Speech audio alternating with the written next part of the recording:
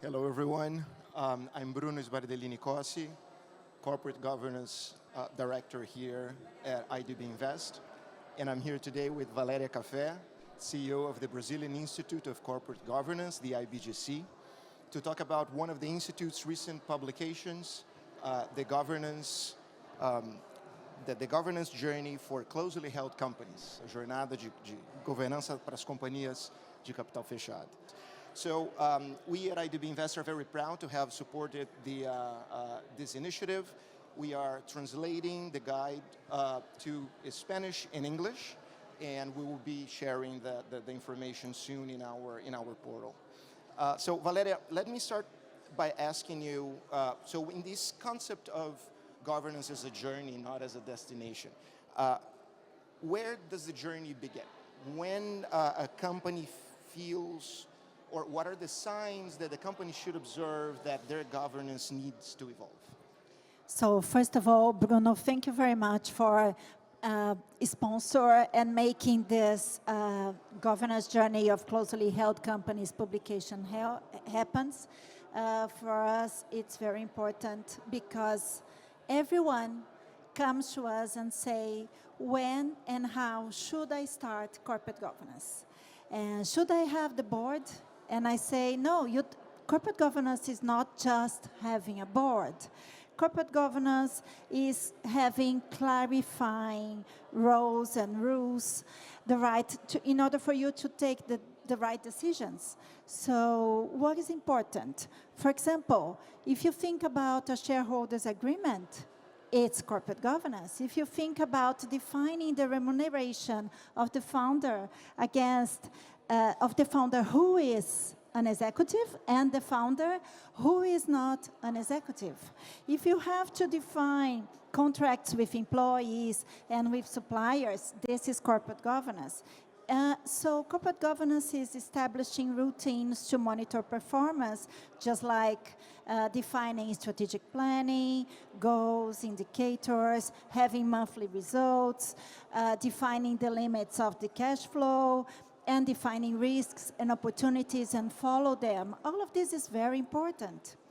Another thing is, you have to separate strategic from operational activities. So this is corporate governance, as well as creating a structure for forums, just like an executive committee, and when these executive committee meetings happen.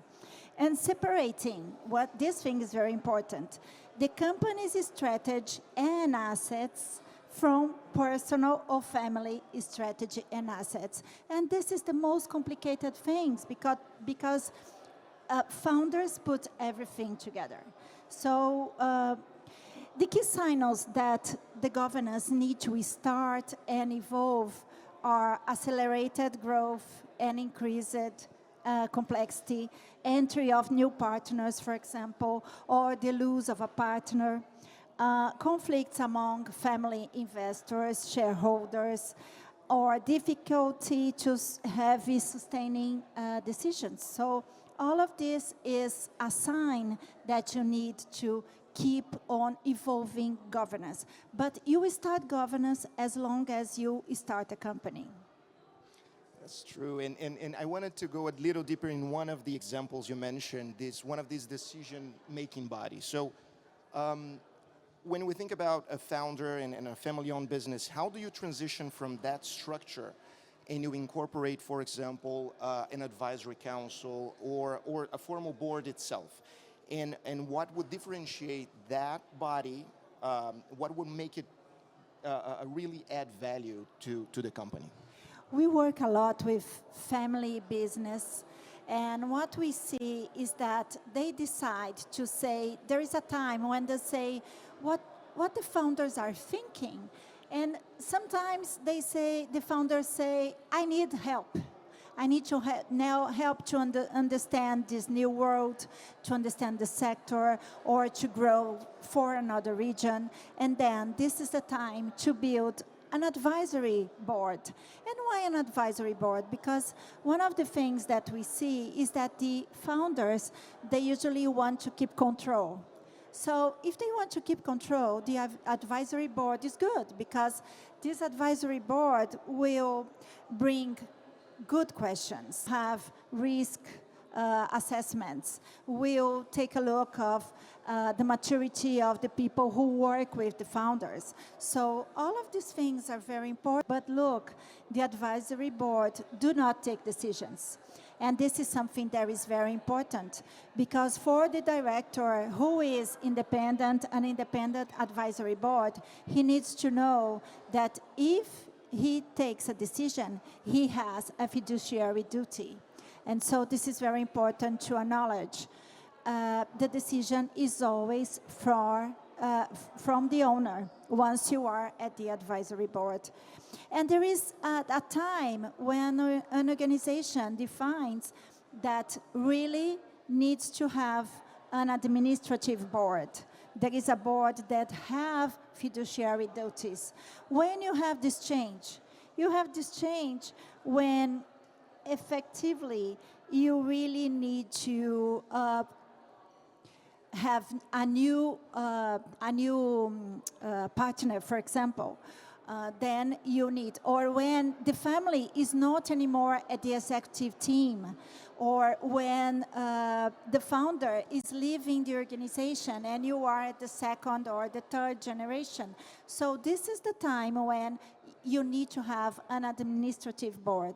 And what kind of board is that? Is a board that takes decision, that is provocative with the team and with the owners of the company, a board that thinks about the longevity of the organization and not about what the owner wants.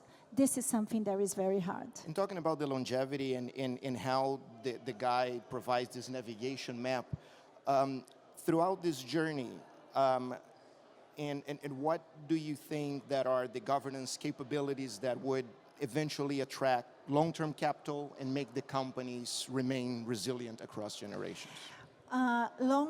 Long-term capital comes with good corporate governance. This is really a differentiation from the market, especially in Latin America, that people still think that governance is something that is not for them. So one thing is that is very important is that this document talks about 3 pillars. One is ownership, the other one is business maturity, and the other one is family. So what is very important for a board to have a clear strategic agenda? The board owns the strategy, to have independence, to have a constructive challenge with everyone. And there is, it's very important that when you think about building a corporate governance, you really have to think that you will be good, for example, at the business, and you will have to improve the family. Then the other year, you will improve the family. Then you have to do assessment with the boards and understand how the board could be better. And you will understand that maybe you will need to have a better board because you will need to implement AI and you need people with this kind of competence. So it's very important that you see that this document brings that governance is very flexible and that governance can evolve along with the company forever. There is no end. The good is the road. Perfect. Thank you, Valeria, and congratulations to you and to IBGC for this initiative, and thank you all for joining us. Thank you.